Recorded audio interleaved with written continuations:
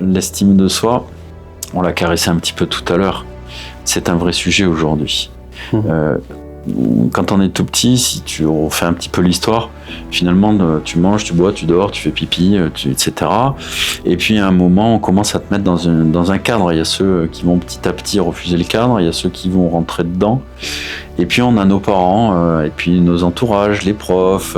Ça peut être ton entraîneur de sport, ça peut être ton professeur de musique, peu importe, j'en sais rien, qui peut être très encourageant. Et puis tu as celui qui va te dégrader. Mais t'es bête.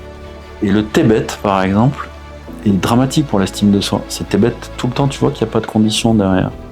Et donc, quand je suis dans la relation avec l'autre, et que je suis enfant, non libre, encore non totalement constitué, en tout cas en mode adulte, je n'ai pas cette capacité d'analyse. Et donc, ça vient forcément impacter l'estime de moi.